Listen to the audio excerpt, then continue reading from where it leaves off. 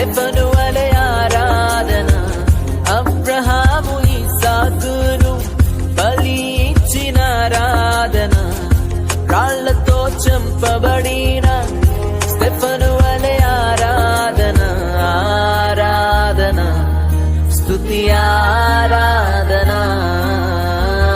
ఆరాధన స్తుతి ఆరాధన.